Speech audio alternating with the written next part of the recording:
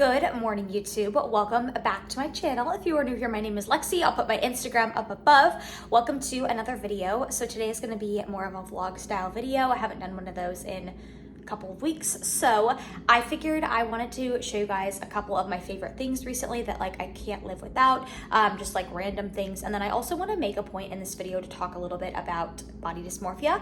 I want to sit down and talk a little bit about some things, some current things I've been struggling with a little bit, just being very open and vulnerable with you guys, because I like to be real with you guys, and I think it's important to share the highs and the lows. So I want to talk a little bit about that, and yeah, show you guys some of my favorite things, and maybe just take you guys along for, little random hodgepodge parts of the day. So anyways, I hope you guys enjoy the rest of this video, and stay tuned for more.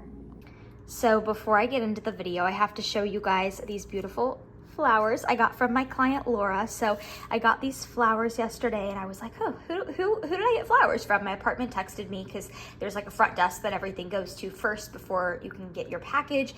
And I was like, who sent me flowers? And then I go down and I find this cute little note from my client, and then these beautiful flowers. So Laura, if you are watching, these made my day. I love flowers. They're just, I don't know, I know it sounds cliche, but flowers truly do they make everything better. So that was a sweet little surprise. So this is one of my favorites, and if you guys have followed me for a long time now, you guys probably remember, I think it was a year ago, I talked all about these sparkling waters. So it's the Clear American brand, and you can get these from Walmart, out of all places, and they're super, super cheap. And I like them because they're not bitter. I find that with a lot of sparkling waters, I think that a lot of them are bitter, like LaCroix. I know a lot of people like that, but it's just really bitter to me. So I love, love, love these sparkling waters. And again, you can get them from Walmart. They're 70 cents each, so they're really cheap. So I love them. I'll have them occasionally, just as a little beverage to sip on throughout the day. So love these, and they also have 0 caffeine. So I love energy drinks. I do, and I just drink those for the taste, honestly. But this is a great kind of, similar concept. It still tastes very similar to an energy drink, except it has 0 caffeine. So love these. So I just got done doing or filming a podcast with Paul and Evan. So for those of you who may be newer here, I do have a podcast. Well, it's not my podcast, but it is a podcast I am on every week called The Pro Physique Code. I'll put it below. But we just talked about something really interesting and fascinating I wanted to bring up for a second in this video. And we talked about how the numbers for the bikini division for national shows have been declining, it seems like. So it's almost so Paul put together this whole spreadsheet of numbers at every national show. Now granted, national shows, there's 7, I think, a year, 7-ish a year, and those are the shows where you can earn your pro card, right? So he put together a spreadsheet, and it was very interesting to see how the numbers have been declining, ever since 2019, 2020. Now, I have my theory behind it, personally, without going into too much depth, because if you want to hear all of our theories on it, you can listen to the podcast. It'll be live on Monday, which is, I believe, 27th of May. So my theory is honestly finances, because I feel it does seem like the sport has been growing, but if we're seeing the sport growing, but yet some of the numbers being down, to me, I feel especially seeing the decline since 2019, I personally think it's it's just inflation, like everything, unfortunately. But I'd be curious to hear your guys' thoughts. So be on the lookout. That podcast will be out on Monday, and I'll link it below. We're on YouTube, Spotify, Apple, all that good stuff. So I have a Zoom call with my client here in a minute, and then a posing call, and then I will resume this video from there. So these are another current obsession that is worthwhile sharing with you guys.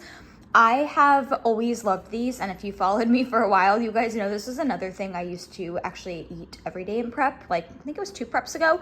But I love, love, love dry roasted edamame. No, I'm not vegan, but there's something about this that is so good, and the macros are really good, very balanced, good ratio of fats, carbs, and protein. They're very high in fiber too, so 6 grams of fiber per serving. So when I ate them in prep a couple years ago, I know that one of the things I really liked about them was because they had a lot of fiber. So that is one of the perks of them, but they're just so damn good. And they really do help me to kind of kill the void for if I want something crunchy or snacky, these are really good for that. And they're really filling. So since they're high in fiber, they're really filling. But absolutely love these. I get these from Publix. They also sell them at, I believe, TJ Maxx and some like Home Goods, but I'll be honest, I've gotten them from there before and they're kind of stale. So I almost feel like the brand like just sends their like stale ones there. I don't know. But anyways, I get these from Publix. You can also get them on Amazon and they are the bomb. So two other favorites of mine recently are like latest and greatest obsessions. So I love my air fried carrots. These are actually like the carrot spears. So they kind of they literally look like sweet potato fries, but they are not. These are air fried carrots.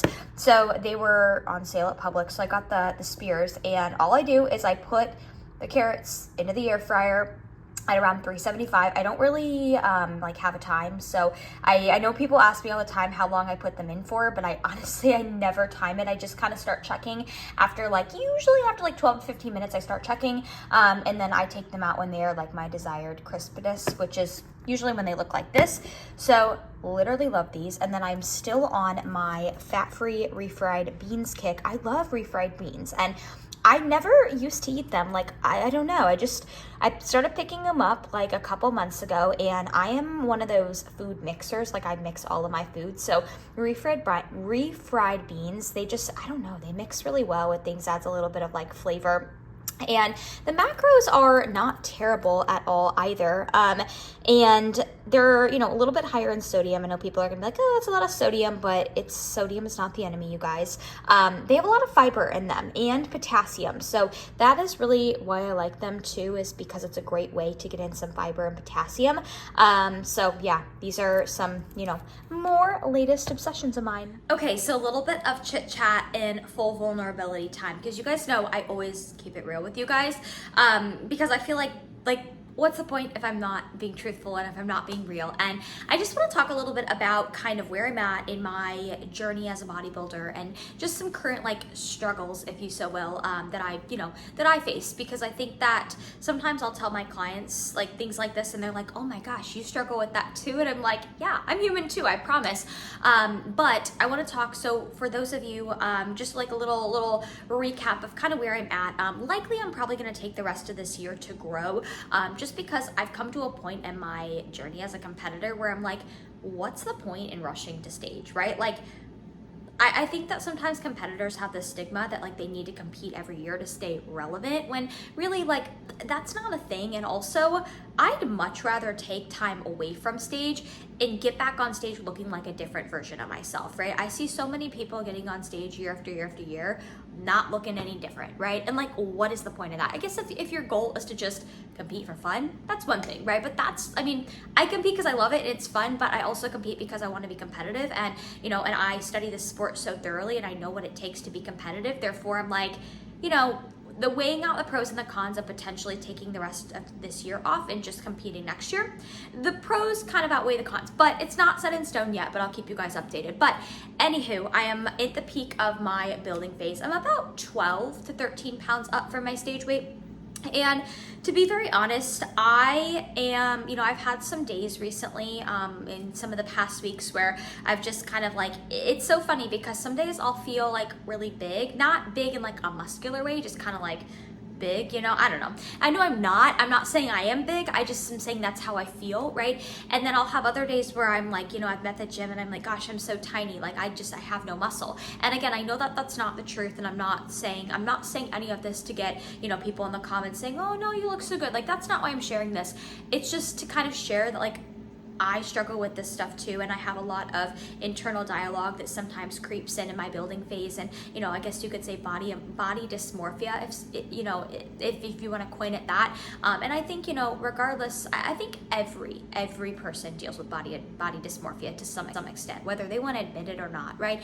And just because you deal with it, that's not to say it's a bad thing, right? I think there's a difference between letting body dysmorphia impact you in a very negative way, in a very unhealthy way, and there's a difference between having it, validating it, but being self-aware enough to either A, get the help that you need for it, or B, just be self-aware enough to call yourself out, right? And so I always like to separate the emotion and the logic in my brain. So there have been some days recently where I'll be in the gym and I'm like, oh my gosh, I feel like I'm never gonna have the muscle that I need, right? But then I realize, okay, Lexie, is that the emotion talking, or is that the logic talking, right? And a lot of times it's the emotion talking, right? Because logically I know I work my ass off. I've been weight training for a long time now. Before I weight trained, I was a gymnast. So, you know, I've been building my body for a long time now, and I know I'm not like as tiny as maybe I see some days. And I also know that, you know, we look at ourselves all the flipping time, right? We see ourselves through a very, very, what I like to say, like foggy lens, right? Therefore, that's why I think it's so beneficial to have a coach, because, you know, even if you are the smartest person in the world and you know what you should be doing, you know, as competitors, we get in our heads so much, right? We don't see ourselves clearly. And I've come to really accept that and know that about myself. That's why I will work with Paul till the day I die. Like, I always like having that objective viewpoint. But I just wanted to be real with you guys and say, like, you know, that's kind of where I'm at in my building phase. And I think every competitor, I know a lot of girls I work with too, you know, will bring this up in their check-ins, you know, that they're feeling a little about the way they feel, right? But I think, again, like I said, there's a difference between letting body dysmorphia impact you in a negative and an unhealthy way, and then also like knowing that it's there, validating it, and then also being self-aware enough to call yourself out for it and not let it impact you, right? And you know, it's funny because some days, you know, I'll just feel one way about myself and then the next day I feel the complete opposite, right? But, you know, I think it's normal to have some of these thoughts when you are building, right? Of course, when you're not your leanest version of yourself, it can be sometimes hard. And, you know, I think as an athlete in general, we're so hypercritical of ourselves that, you know, sometimes I forget that I have to kind of take a step back. And I tell my clients this all the time too, that we are like the minority. Like, you know, our friends, our family, you know, people that we pass on a daily basis probably look at us and think like, oh my God, I want to look like her. And then here we are complaining about, oh, I could be better, right? So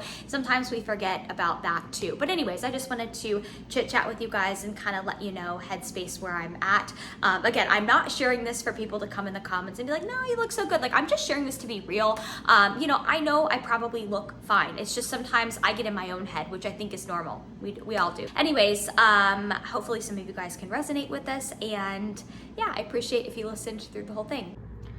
All right, last obsession or favorite thing I'm going to share with you guys before the end of this video is the new latest and greatest frosted sugar cookie protein from PESCIENCE. So you guys, they launched this about 2 weeks ago. So do you remember these cookies right here? I think they're called like Loft House cookies. I just remember these cookies used to be the cookies I would take to elementary school on my birthday to like pass out to all my classmates.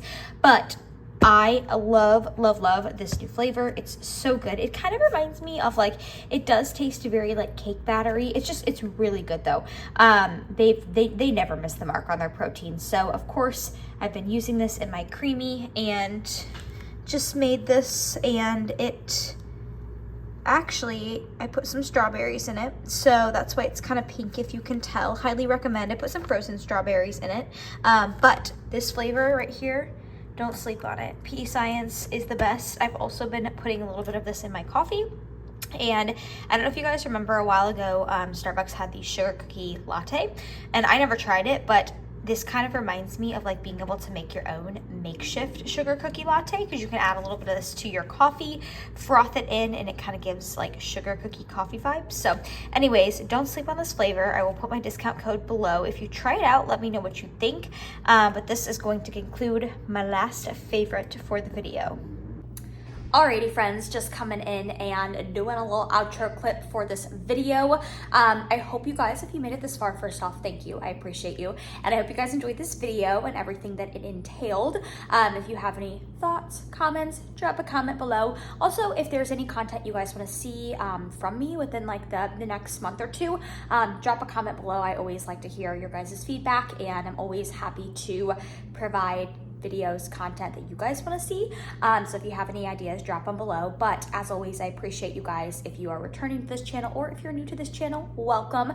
All of my discount codes are always linked below in the description box. My application for coaching, one-on-one coaching, is always linked below. So hope you guys enjoyed this video, and I hope that wherever you guys are at in the world, you have a great rest of your day.